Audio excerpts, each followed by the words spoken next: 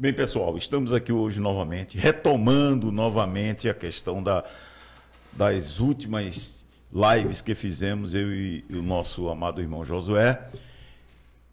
E, de repente, a mídia agora, ontem, noticiou que um avião de um pastor muito conhecido da Igreja do Evangelho Quadrangular estava carregando uma quantidade enorme de drogas. Então a gente vê essa questão que a gente vê denunciando aqui acontecendo diariamente. E aqui em Pernambuco, para surpresa nossa, que inclusive a gente falou na última live, um pastor ficou indignado com as denúncias que estamos fazendo aqui contra esse enriquecimento de coleta de dízimos e ofertas, veio chamar quem critica, no caso os youtubers, de youtubista. No caso, o nosso amado irmão Rafne, lá em Portugal, que agora está aqui na Bahia, bem pertinho da gente. Inclusive, um abraço para você, Rafne. Estamos aqui esperando a sua visita para você estar conosco aqui numa live. O convite já foi feito e esperamos você aqui, viu, Rafne? Então, pessoal, a questão desse pastor suscitou vários comentários, inclusive diretamente a mim, porque eu não tenho ligação com nenhuma igreja. Eu não sou atrelado nem submisso a nenhuma igreja, nenhum sistema religioso. O nosso espaço aqui é para fazer denúncia. E vamos continuar com essas denúncias. Doa em quem doer. Infelizmente, se caiu a carapuça na cabeça e a pessoa se incomodou, porque está fazendo errado. É aquelas pessoas que, depois das nossas denúncias, criaram suas próprias igrejas e estão seguindo o mesmo caminho daquele que ele agora está criticando, que é o pastor da Assembleia de Deus do Estado de Pernambuco. Então, se você está incomodado com as denúncias, porque você está agindo errado, meu irmão. Você está criando uma expectativa no povo, aquela culpa para que o pessoal contribua com dízimos e ofertas. E a gente vem criticando isso, vem criticando que essa coleta de dízimos e ofertas muitas vezes foge da finalidade, tá certo? Ultrapassa a finalidade e chega ao patamar de enriquecimento pessoal. E, Josué, a gente, diante disso, as pessoas continuam ainda fazendo esses depósitos, continuam ainda, Josué, apesar de tudo isso, enriquecendo os bolsos desses homens. A gente viu no teu canal agora recentemente, a pessoa quase implorando, pedindo dinheiro, quase implorando o secretário, o pastor Luiz Mário, quase implorando, pedindo, tão verdadeiros pedintes de dízimos e ofertas. E as pessoas têm dito assim, né? Rapaz, esse povo perdeu o senso de equilíbrio, né? De ridículo, porque são cínicos. Tamanho o constrangimento das pessoas. E ontem, doutor Miguel, para minha surpresa, eu tirei, né? Botei um quadro na frente, mas eles colocaram um quadro agora acima do púlpito com o QR Code e com o Pix da igreja. Sério? Num banner bem grande. Que é isso? Nos cultos do Templo Central aqui em Pernambuco. Meu Deus, e outra coisa, Josué, esse rapaz, esse pastor, o Luiz Mário, ele tem um prédio que todos sabem, é público e notório, inclusive já juntamos a certidão de propriedade desse prédio, construído com a origem de que dinheiro, de que montante? Dos dízimos e ofertas. Então, olha, você está contribuindo para o enriquecimento pessoal desses pastores e também de suas famílias. Porque parece-me, Josué, que cada andar é para um filho dele. E você, como engenheiro, você forneceu equipamentos, se eu não me engano. Eu não sei se você forneceu equipamento ou não, Josué. Eu não sei. Mas se não foi você, foi outra pessoa que forneceu equipamento para que fosse construído. E eu posso dizer, certamente até pela qualidade do material, veio da Assembleia de Deus do Estado de Pernambuco. Porque tem as cerâmicas, tem a mesma tonalidade, tem a mesma marca. Fica difícil você não questionar isso, fica difícil você não criticar, fica difícil você compactuar com esse tipo de coisa, porque certamente esses pastores só têm esse enriquecimento por conta do pagamento de dízimos e ofertas. Se não houvesse essa contribuição massiva, não teria esse enriquecimento. E o próprio pastor presidente, José, a gente colocou aqui numa live, que ele próprio disse, o dízimo é voluntário, não é obrigatório. Se não é obrigatório, por que você está contribuindo com tanta ânsia, com tanta ganância? Passou a ser prioridade.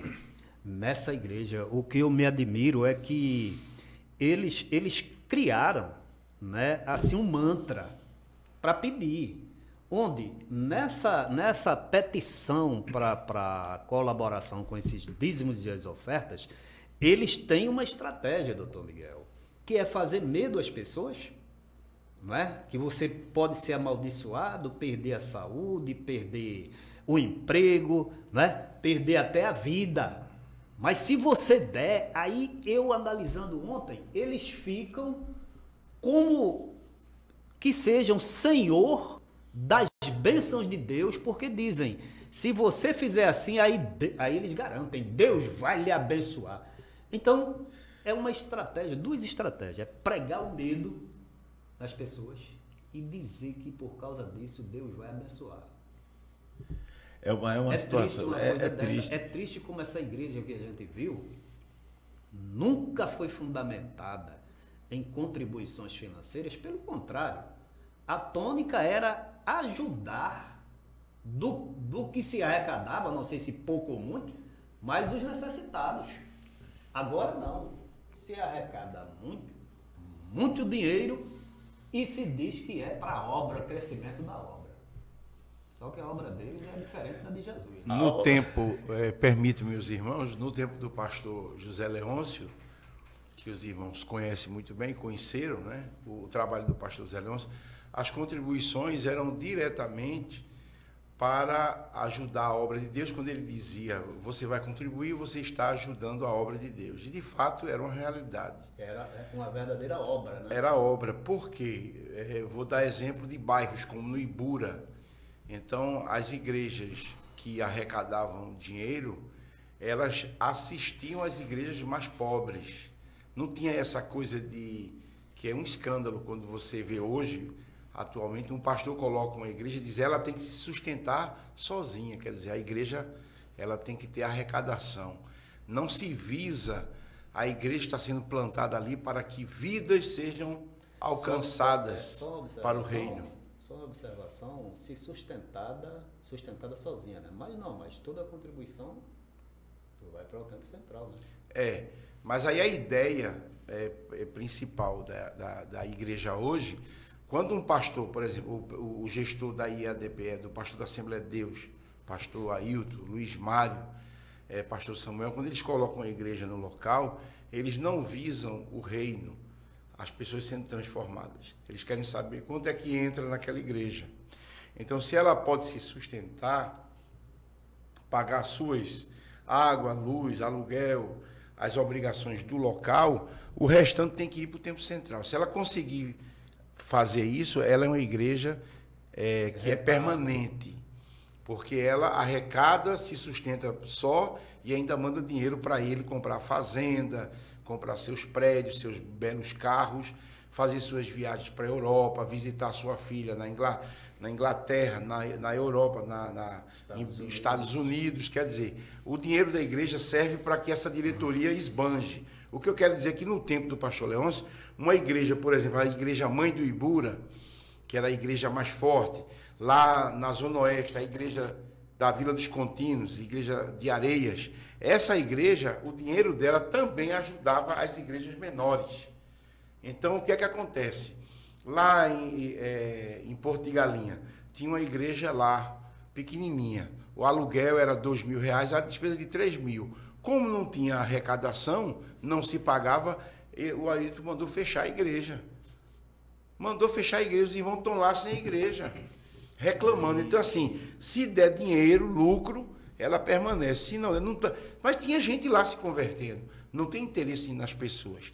Tem interesse no que as pessoas podem dar. Por isso que o doutor Luiz Miguel abordou essa questão do secretário com um prédio lá, com as mesmas características da igreja. Quer dizer, seu dinheiro que você está dando, contribuindo, não é para Deus. O pastor Ailton disse ao juiz que dava para Deus. Quem dá o dízimo está entregando a Deus. Mas ele pega o seu dinheiro e coloca no bolso da diretoria. É assim que funciona, infelizmente. Pois não, Josué, você queria falar? Assim, né? Quando eles dizem para a obra antigamente, pegando uma deixa sua, era socorrer as pessoas necessitadas. Todas as igrejas locais sabiam o irmão que estava doente, o biscateiro, não pôde ir trabalhar. Aquele que ficou desempregado tinha 1, 2, 3 filhos, mas eram pessoas honestas, cooperadores com a igreja. Então a igreja local se reunia e socorria as necessidades daqueles irmãos. Eu vivi isso. Mas hoje as igrejas de bairro são proibidas de arrecadar ofertas, víveres para socorrer as pessoas da comunidade evangélica.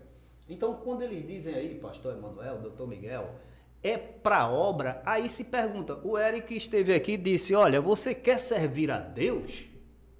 Quer fazer a obra de Deus? Socorra os necessitados. Então, é aquilo que a gente diz, a obra de Deus não é uma construção de um megatemplo, não é compra de mansões, não é. É socorrer o que eles não fazem mais. É muito a tradição da igreja, doutor Miguel, era arrecadava o dinheiro, tirava a oferta, se sabia que tinha um irmão ali precisando de ajuda, então se sugeria uma segunda oferta para socorrer de imediato. Ninguém precisava ir para o Templo Central, falar com a irmã Judite lá, passar 15 dias, 2 meses esperando uma cesta básica. Esse trabalho era feito no local com o presbítero, com o diácono de confiança da igreja, ele socorria de imediato. Quer dizer, a pessoa está com fome agora, doutor Miguel. Agora, irmão Josué, essa pessoa, naquele momento, em loco, era socorrida. O que Ailton fez foi concentrar toda a contribuição no Templo Central. Imagine se o irmão não tem nem passagem, nem saúde para ir até a Cruz Cabugá, andando a pé para poder pegar uma cesta. E quando chegar lá, as irmãs da secretaria, com a irmã Judite, que fazia a triagem, perguntavam logo, por que o senhor não compra uma caixa de picolé? Que eu trabalhava lá e via muito isso. Por que não compra uma caixa de picolé e vai vender picolé no sinal? Vem aqui pedir dinheiro. Quer dizer, lá na congregação não era assim. Na congregação o presbítero, Daniel Pereira, Isaías Fortunato, Renato Afonso, irmão Romão, que trabalhou muito dirigindo para o pastor Ailton. O presbítero, irmão Romão, ele deve estar ouvindo essa live. Não é, irmão Romão? O senhor lembra? O senhor tirava a oferta na congregação de Barra do Caçote, Vila Aliança, e o senhor ali mesmo socorria os irmãos. Mas depois que o pastor Ailton entrou, o senhor pegava o quê? Foi proibido de ajudar os irmãos. Agora o irmão, o senhor dizia, tem que ir lá para o Templo Central. O irmão não vai. O irmão não tem passagem, não tem comida, ele vai para onde? Então a igreja, quando dizia a oferta é para a obra, não é atendido. E se for, não é atendido. Primeiro que os seguranças do Templo Central vê aquele irmão fraquinho, vai dizer lá, o que é que você quer aqui? Não tem, hoje tem atendimento. Pronto, aí a pessoa desistia. Obra, não tem nada de obra mais. Acabou isso, irmão. Não contribua não coloque dinheiro na salva da Igreja Assembleia de Deus, porque você está levando dinheiro para o pastor. Pegue um irmão aí local e dê a sua oferta. Ajude ele, compre comida, vá a um supermercado, vá numa feira, faça uma cesta abençoada e veja aquele irmão desempregado e está aqui, irmão. Vá numa farmácia, você está precisando de remédio? Compre o remédio daquele irmão. Está precisando de um botijão de gás? Vá lá e tome aqui. Vá comprar ali um botijão de gás. Assim, você estará fazendo a obra de Deus. Agora, mandando o Templo Central. Essa é a verdadeira obra. Claro, claro.